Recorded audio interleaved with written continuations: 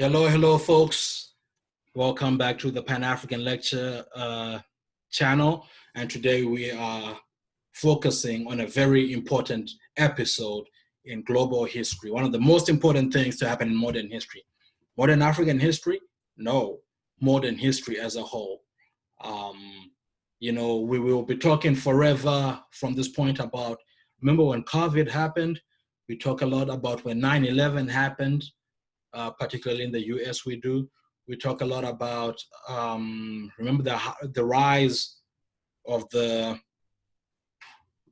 social media era. These are all seismic events. So the way you imagine that there was life before this, and there was life after this, this is the place that this particular episode holds in global history. And I'm talking, of course, about the Berlin Conference of 1884, 1885, also known as the Scramble for Africa.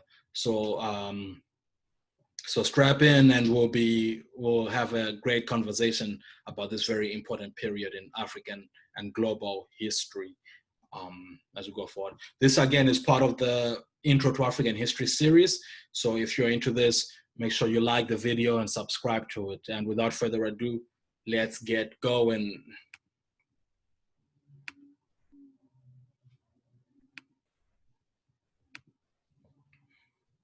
Bravo. So as I've said, we are looking at the Scramble for Africa, the Berlin Conference and its enduring African legacy.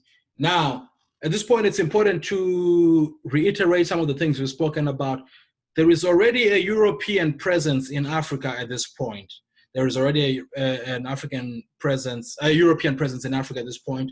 We have seen the Dutch settled in the Cape Colony in 1652, in the 17th century.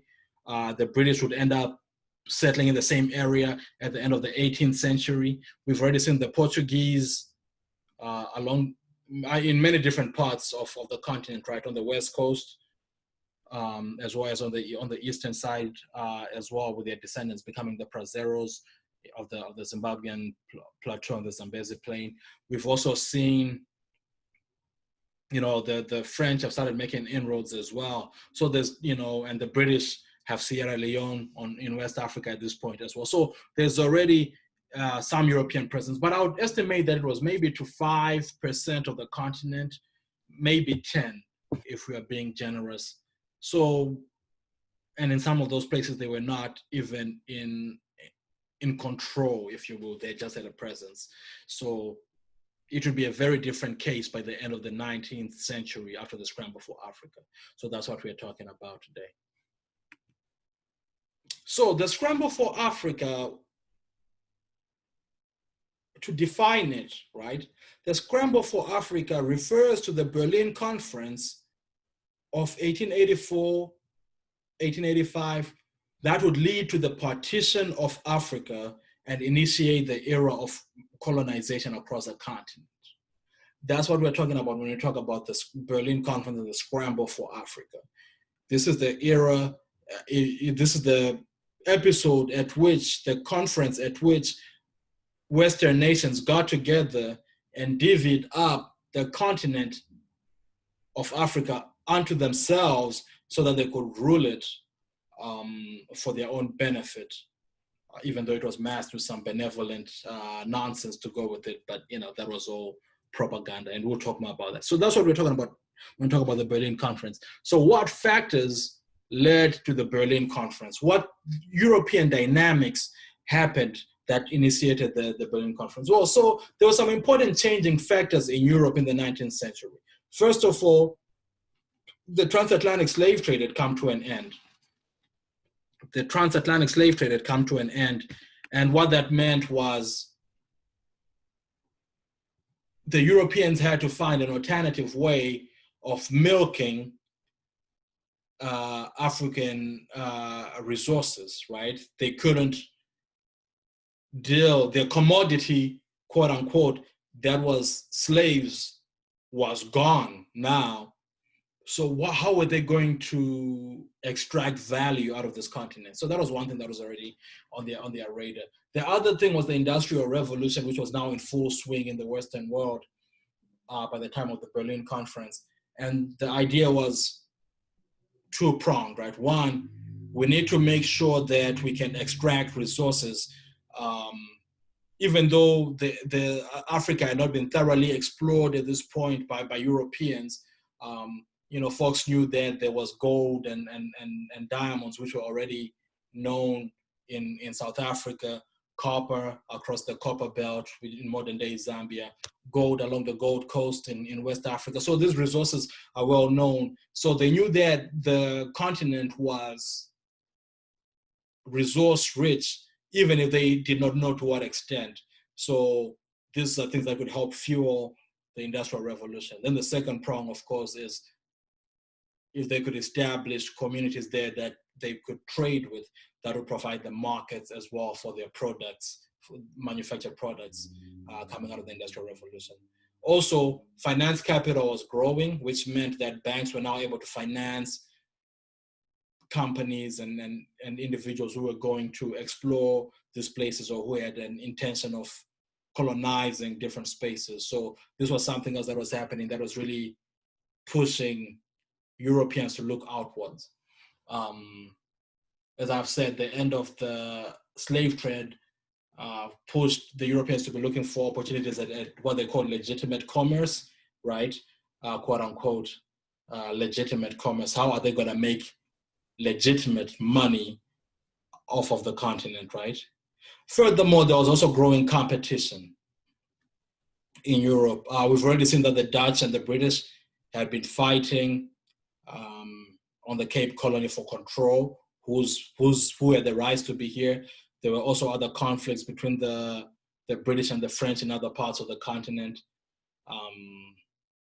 So yeah, there was all that as well going on. So they needed to find a convention through which they could avoid this conflict, right? How can the Europeans all eat? So that's another reason.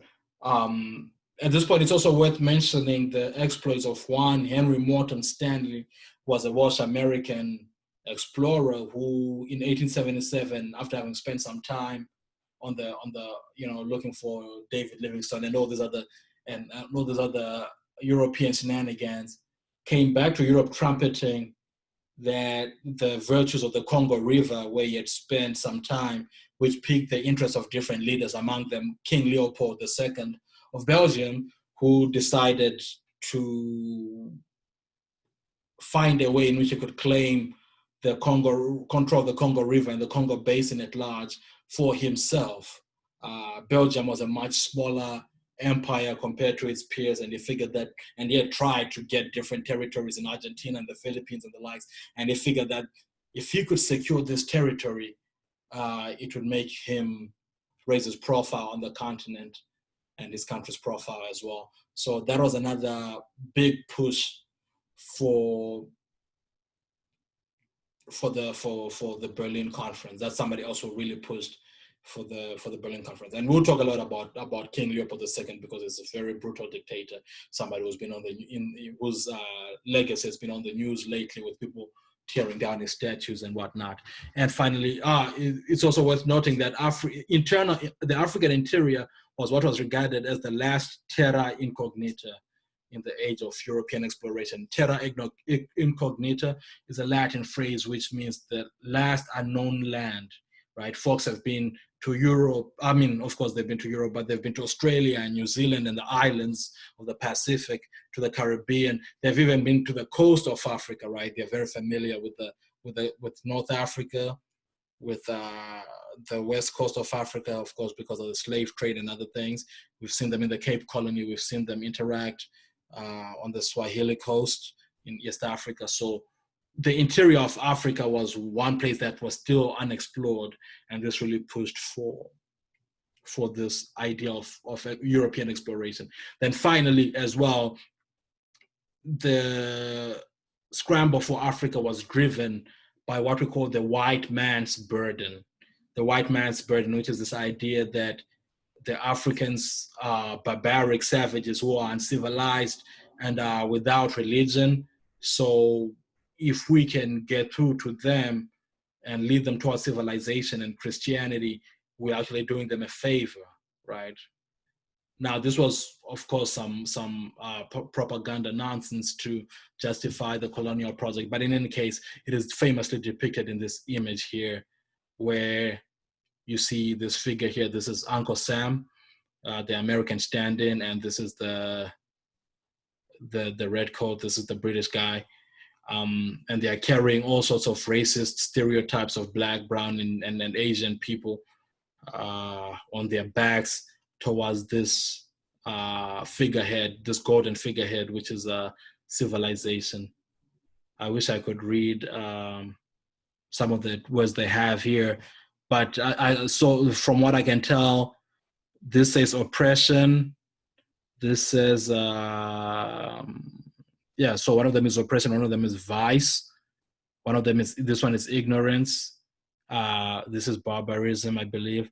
And as they go further and further, the virtues get more honorable and noble, all the way up until civilization. So that's how this is an old-timey, I believe from the late 19th century image that described how people felt, how Europeans and the Western world would have felt about the work they were going to do on the continent and in other places like that. So now the conference itself, like I said, King Leopold II is an important figure who would have wanted the conference to happen. Different groups as well do. But Portugal, which was another historically strong empire, but at the point was weaker, particularly in comparison to its British and French neighbors, even Spain, wanted to make sure that it had its interests protected on the continent. So it was one of the more vocal proponents for the conference. And the conference was held beginning on November 15, 1884 in Berlin at the residence of Otto von Bismarck, who was the chancellor of the German Reich at the time. And he is depicted here as partitioning Africa as if Africa is a cake. And these are all the signatories, the 14 signatories who were there, some of them, of course. And this quote about partitioning Africa like a cake is not just the artist rendering. It's actually from a direct quote, I think, issued by King Leopold himself, who said it would be a shame if we couldn't get ourselves a slice of this African cake. So this is how they were viewing this place. Now, bear in mind that Africa is a vibrant place with hundreds and thousands, with millions of people and kingdoms and these things, right? So how dehumanizing is that you're talking about divvying up this place like cake as if nobody lives there, right? As if there's nothing going on there. But in any case, there were 14 signatories who were there. Some of them are the groups we've already mentioned. Germany, of course, was there. We spoke about Portugal, Belgium, Spain, France, Italy. These are some of the groups you would expect to be there, right? Then other ones, Netherlands, Russia was also there, Sweden, Norway as one entity, Austria-Hungary, the empire, the Ottoman Empire was also there, and Denmark was there, and the US of A hanging with the European kids with the imperial kids as they typically do. So, and what resulted from this conference was what we call the General Act, which we'll describe shortly, right? The General Act, these were the concessions and major agreements that were that resulted from the conference itself, and this would go on to shape the 20th century in a major way. And so rapid was the colonization of Africa that, remember I said that maybe 5% or to 10% was the presence of Europeans in Africa by 1880. By 1900, 90% of the continent was under European rule. By 1900, 90% of the continent was under European rule. And we'll see what that looked like shortly. Okay, so this is what Africa would have looked like by rule in 1880, so immediately preceding the conference, the Berlin Conference. So here you see the Cape Colony, which is the territory of the British down here. Orange Free State is where the Dutch are, and the South African Republic, where the Dutch are. Here you see the Portuguese in slivers along the east coast, right? Then you see the Ottoman Empire. It was pretty prominent at the time. A little bit of France here, okay? France has made its way into the Congo and Senegal in small territories. But for the most part, you see that there is very little European presence here, just small kingdoms here. We spoke about the Kazembe. We spoke about Tipu Tip, who was one of the main traders, main slave traders during the East African trade. The Sokoto Caliphate was pretty big. The Ashanti Empire was prominent as well. So these different, for the most part, and all this gray area, for the most part, does not have it's just different groups living there. There is no large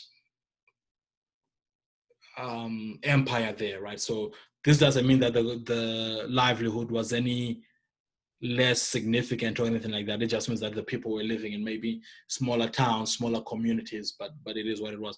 But by 1913, sorry, so this is, what is this? 2-3 decades after the conference, the entire continent almost entirely was colonized, right? So if it's in this pinkish color, it's British. So it's South Africa, Zimbabwe, Zambia, or this whole territory by 1913. We can go up here to Tanzania, right through to Egypt and everything in between here. See Nigeria, we see Ghana, Sierra Leone over here. Indeed, so you see all the spaces that have been colonized already. Then you see, so the British had possibly the lion's share. France maybe about the same. This is all of, we're talking about Algeria, Senegal, Mali, Burkina Faso, Chad, and these places. Portugal had Mozambique and Angola mainly. And I believe here might be one of the Guineas. Then there's Sao Tome and Principe, which were the islands here. Spain didn't have too much territory, but they did have Equatorial Guinea, right? Then they had Morocco. So they had some, small pockets of territory as well. Italy had, Libya and Somalia and the likes. Germany had a few territories as well, which include Namibia, Tanganyika at the time, Cameroon, what was called German Cameroon, I believe Togo, which is over here. Belgium had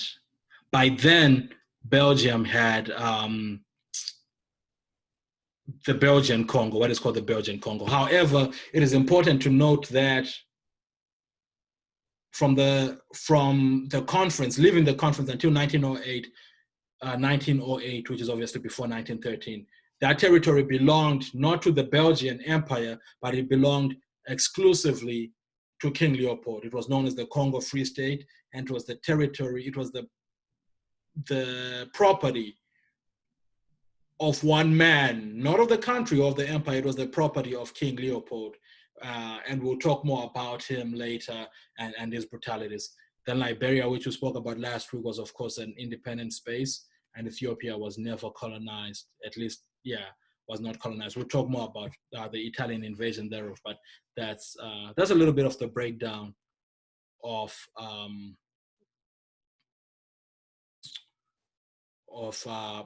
post-conference colonial spaces. So what were some of the big things that came out of the general act of the Berlin Conference?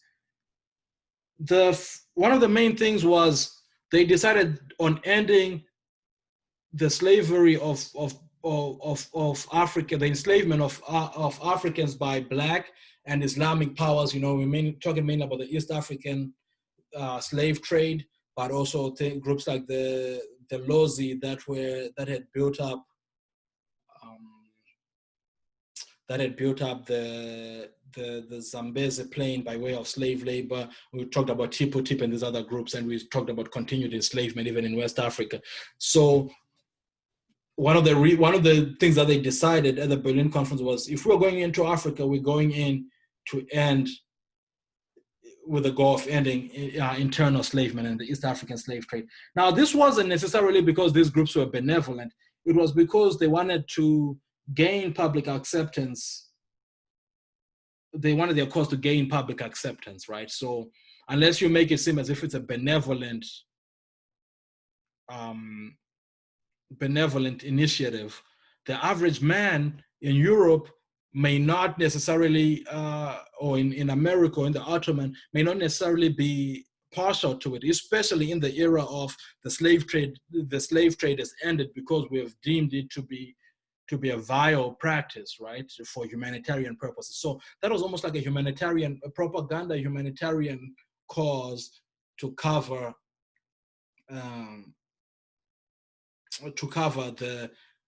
the very brutality of colonialism, to make it sound as if it was more benevolent than it actually was. That's one. Another main takeaway from concession from the conference was that the Congo Free State was confirmed as private property of King Leopold II, right? Which was important in a way, but he was able to convince them by telling them that he was involved in prominent humanitarian and philanthropic work and would not tax trade in the region, and by also ensuring that they would have free access to the Congo River and all these things. So he posited himself as this very good guy who, him owning the land would allow these different signatories access to the territory for trade and transportation and these things, and the different European groups bought into there. Now, and you already get this vibe from what I've been saying, he was no humanitarian or philanthropist, and the extent of his horrors is something that we'll talk about soon. The General Act also granted the signatories free access to waterways, which included the Niger River and the Congo River, as well as the Congo Basin and Lake Nyassa, right, which was, they had free trade in those areas as well, which was very important for them. That was the large reason why they wanted to be, to even have the Berlin Conference, that idea of having access to these waterways, which are very navigable, and would be good for extracting resources and moving them to the coast and trading them, indeed. The principle of effectivity was also introduced to stop powers from setting up colonies in name only. What that means in colloquial terms was like, if you don't use it, you lose it. They'll divvy up the continent, but if it was seen that you were not occupying it or it wasn't being used to potential, it would be re-gifted to somebody else. Another prominent thing to prevent conflict was the idea that any fresh act of taking possession of any portion of the African coast would have to be notified by the power taking possession or assuming a protectorate to the other signatory power. So which means like you couldn't claim any more land really without letting the other signatories know otherwise for risk of conflict. So those were some of the main takeaways. There were others as well, which included if the signatories were to go to war, the territories, the colonies would have to stay neutral, which we'll see that it never manifested that way in the future. And there was another one, which was that, you could only colonize these places with having spoken to the monarch or to the rulers, to the indigenous rulers of the place, which again is ridiculous and was another thing that was meant as propaganda to make it seem as if these things were consensual and benevolent. But in the meantime, most of this land was taken over by by firepower and trickery, as we've already seen with the likes of Lobengula, indeed. So those are some of the prominent acts of the Berlin Conference.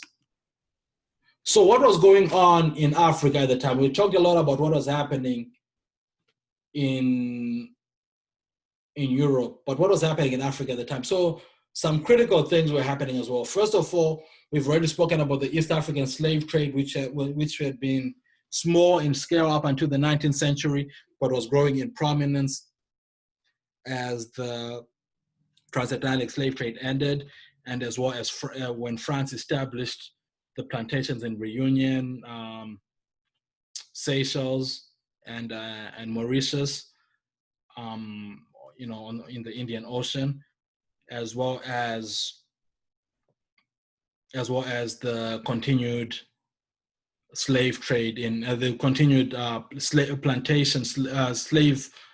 plantations in Brazil, where because of the lack of supply of enslaved people in the West Coast, people had started coming to the East Coast of Africa. The Portuguese were coming to the East Coast of Africa and getting their slaves from there to populate the Brazilian plantations. So there was this East African slave trade. And also because of a result of the transatlantic slave trade, which had lasted for a couple centuries, the continent was largely fatigued. It was largely fatigued. Some of the great kingdoms of the past, including the Roji Empire, the Ashanti, the Songhai Empire, the Sokoto Empire, a lot of these were weakened by now, right? A few were very solid at the time, including the Zulu Empire, which put up a fierce resistance to colonialism, and others also put up significant resistance. But a lot of them were just weakened and were, I wouldn't even say weakened, they were vulnerable, but they were in a state of rebuilding, which is why I say here, empire and nascent statehood. We've already spoken about the spaces like Liberia and Sierra Leone, which were, albeit based on repatriated enslaved Africans, where states. Ethiopia had been resolute for a while.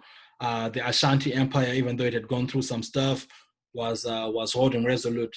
The Zulu Empire had grown and had moved past this era of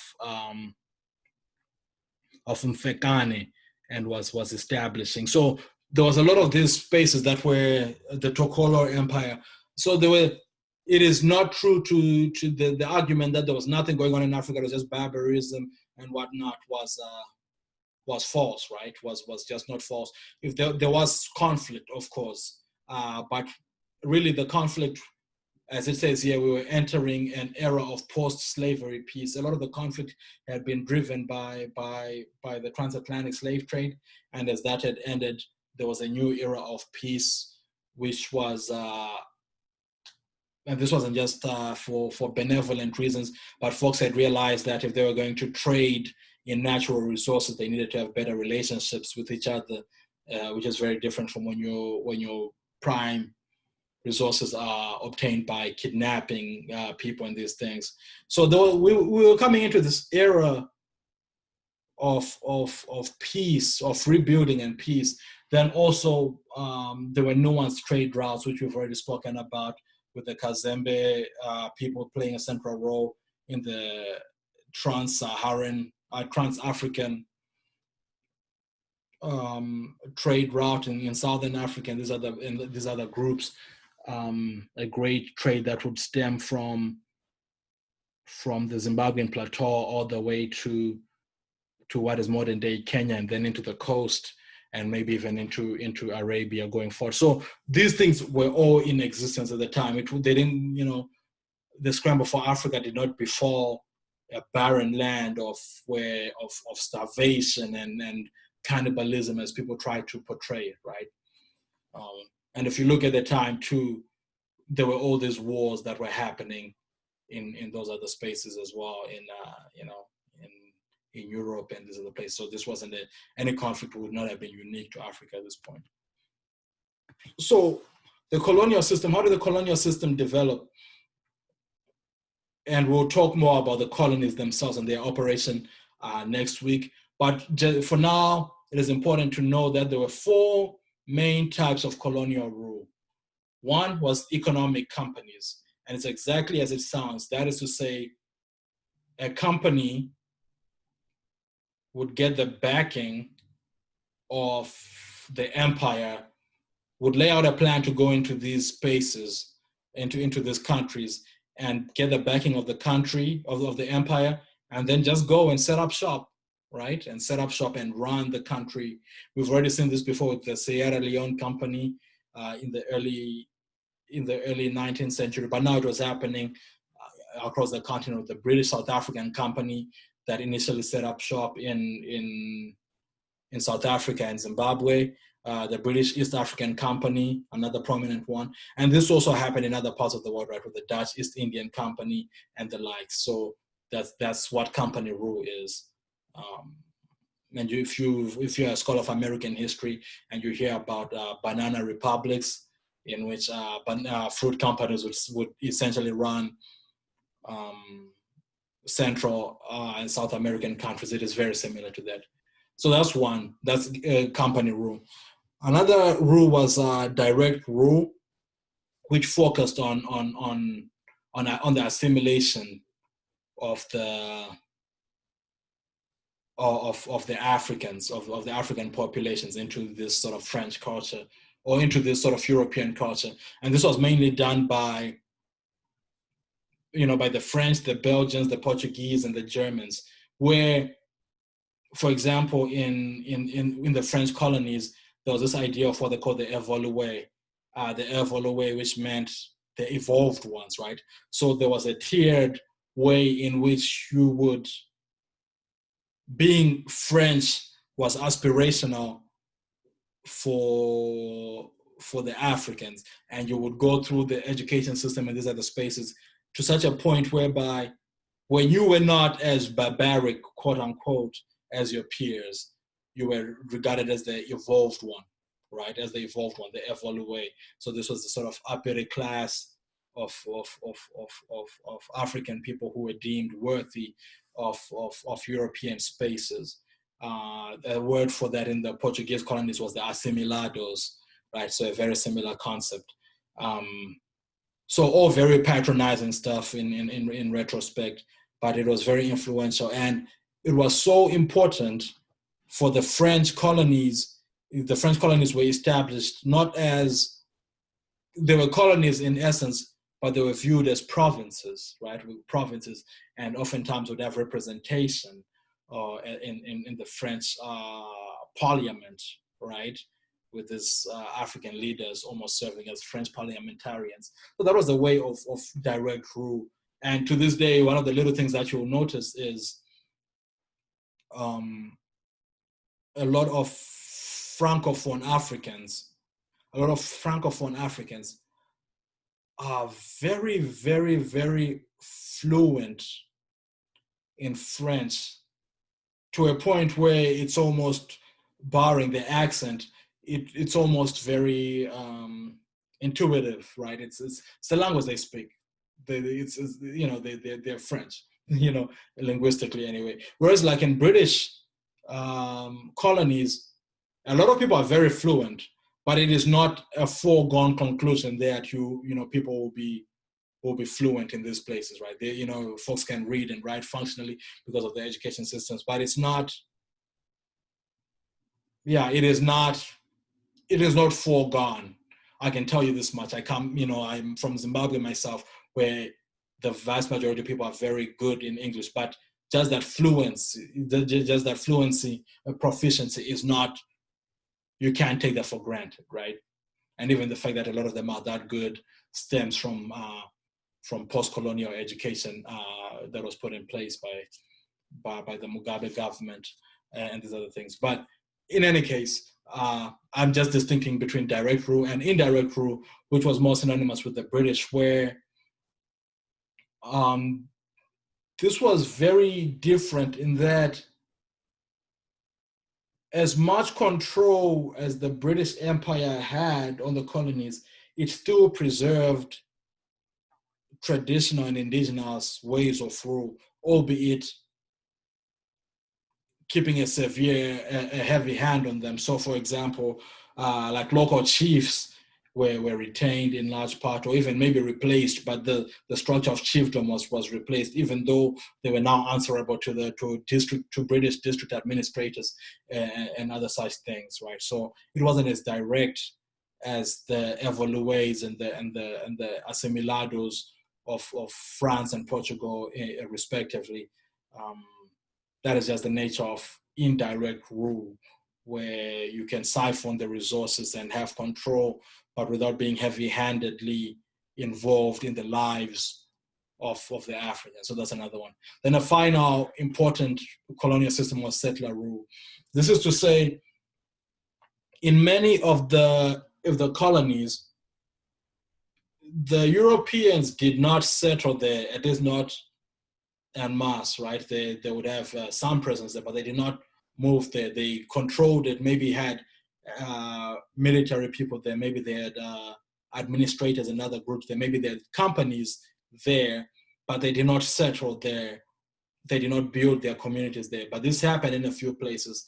Among them, South Africa, which had millions of the British folks added to the already present Dutch people. Would give South Africa a significant white population. The same thing can be said about Rhodesia, which is in modern day Zimbabwe. There was another settler colony. Algeria had millions of French people living. There was another settler colony. Kenya, to a slightly lesser extent, but also had a significant British population living there. So that was another form of colonialism, settler colonialism, and it comes with its own set of politics that, if we get time later in the series, we'll discuss that as well. So those are the colonial systems. So here, we'll come back to this graphic later on as well. But I just wanted to show here quickly that one of the things that you notice, one of the important legacies of the colonial era is this is peak colonialism here at the end of the Second World War. These are the countries that exist. When you compare this map and this contemporary one, what do you see? Well, there may be a couple more countries here than in the past. South Sudan exists here. But for the most part, they're identical, right? They look exactly the same. They look exactly the same, which means that the borders that were decided by the Europeans here are the borders that, for the most part, hold true for the continent to this day. Put a pin in that and come back as we continue with this series, and you'll see why that is important, right? But that's an important legacy of the Berlin Conference and the subsequent colonialism.